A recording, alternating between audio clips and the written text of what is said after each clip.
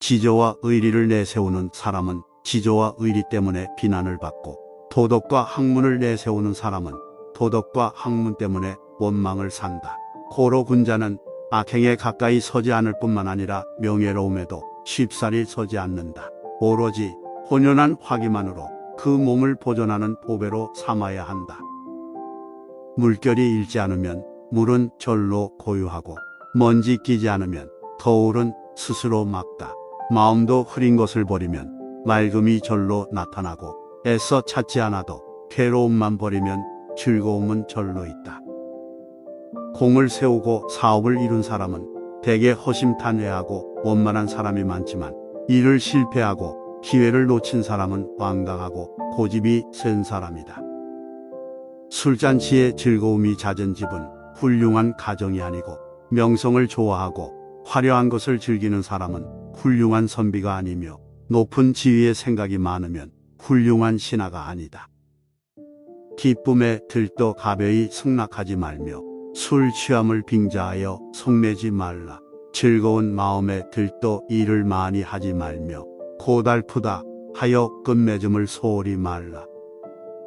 하늘은 한 사람을 현명하게 하여 많은 사람의 어리석음을 가르치게 했으나, 세상은 오히려 제 장점만을 휘둘러 남의 단점만을 드러내려 한다. 하늘은 한 사람을 부유하게 하여 많은 사람의 가난을 건지려 했으나, 세상은 오히려 제 가진 것만 믿고 가난한 사람을 업신 여기려 든다. 참으로 천벌을 받을 일이다. 바람자고 물결 고요한 가운데 인생의 참된 경지를 보고, 맛이 담담하고 소리가 드문 곳에서 마음의 본 모습을 안다. 재능이 많으면 쓸모가 없다. 낚시질이 즐거운 일이지만 오히려 살리고 죽이는 마음이 있고, 바둑장기가 맑은 놀이지만 승패를 다투는 마음이 있다. 보라, 일을 좋아하는 것은 일을 덜어내는 것만 못하고, 재능이 많은 것은 무능하여 천진난만 못하다. 꾀꼬리 우짓고 꽃들 만발에 산과 계곡이 아름답다 해도 모두 천지에 드러난 한때의 모습일 뿐이고, 물이 마르고 나뭇잎 떨어져 앙상하게 마른 가지 드러나면 그것이 바로 천지의 참모습이다. 세월은 원래 길건만 마음 바쁜 사람이 스스로 짧다 한다. 천지는 원래 끝없이 넓지만 마음 좁은 사람이 스스로 좁다 한다.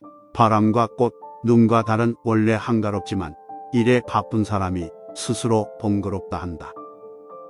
글자가 있는 책은 읽으면서도 글자가 없는 책은 읽지 못하고, 줄 있는 검은고는 탈 줄 알면서 줄 없는 검은고는 탈 줄 모른다. 형체 있는 것만 쓸 줄 알고 그 정신은 쓸 줄 모르니, 검은고와 책의 참맛을 어찌 알겠는가.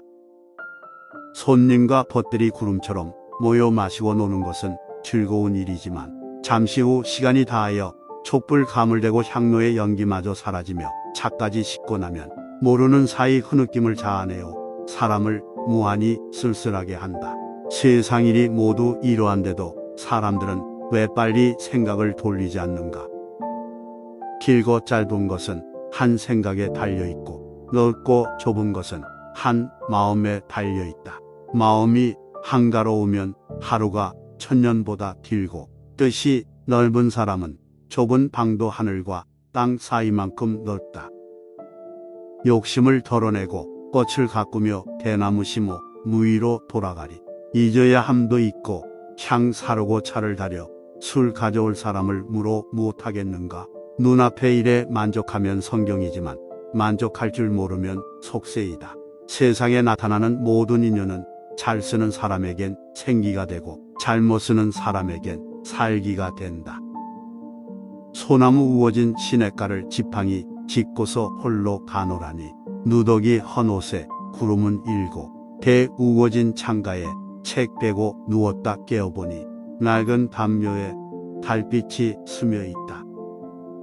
탐욕이 많은 자는 금을 주면 옥없음을 한탄하고, 공의 자리에 앉히면 제후가 되지 못한 것을 불평한다.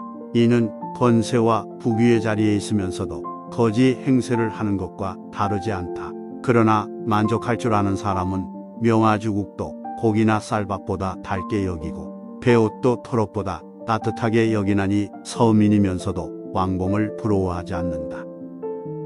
고요함을 즐기는 사람은 흰 구름과 그윽한 바위에서 도를 깨닫고, 영화로움과 이욕을 쫓는 사람은 아름다운 노래와 기묘한 춤에서 피곤을 풀지만, 깨달은 선비는 시끄러움과 고요함을 가리지 않으며 또 영화로움과 쇠퇴함이 없어가는 곳마다 유유자적한다.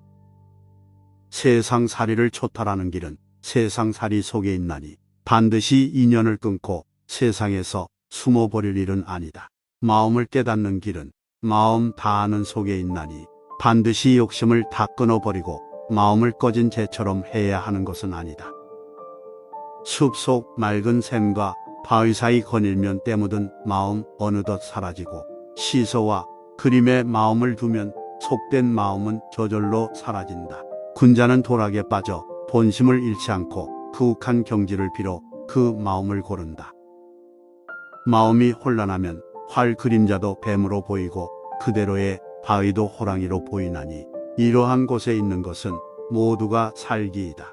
마음 고요하면 호랑이도 갈매기로 만들 수 있고 개구리 소리도 아름다운 음악으로 들리나니, 대하는 것마다 참 기틀을 보게 된다. 사람의 정이란 꾀꼬리 우는 소리를 들으면 즐거워하고 개구리 소리를 들으면 싫어한다. 꽃을 보면 가꾸고 싶어하고 불을 보면 뽑아버리려 한다. 이것은 모두 형체만을 보기 때문이다. 만약 천성을 보게 된다면 어느 소리가 천리의 표현이 아니겠으며 어느 삶이 자연적인 의지가 아니겠는가.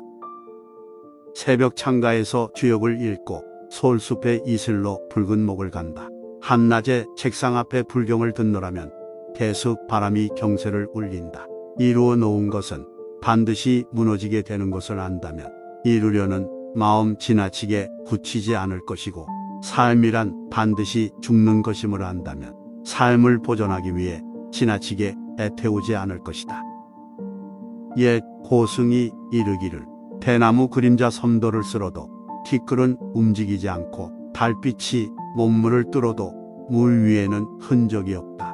또 옛 선비가 이르기를, 흐르는 물이 아무리 빨라도 주인은 고요하고 꽃은 떨어져도 마음은 스스로 한가하다고 했거늘, 항상 이러한 뜻을 가지고 사물을 본다면 몸과 마음이 얼마나 자유로울 것인가. 나무는 무성한 잎이 저 뿌리만 남게 될 때에야 꽃과 잎새가 허망한 것임을 알게 되고, 사람은 죽어서 관 뚜껑을 덮은 뒤에야 자성과 재물이 덧 없음을 알게 된다. 이 몸이 태어나기 전에는 어떤 모양이었을까를 생각해 보라. 또 이 몸이 죽은 뒤에는 어떤 모습이 될까 생각해 보라. 그러면 모든 생각이 타버린 재가 되어 한 조각 본성만이 쓸쓸히 남아 만물 밖 절대의 경지에서 거닐게 되리라.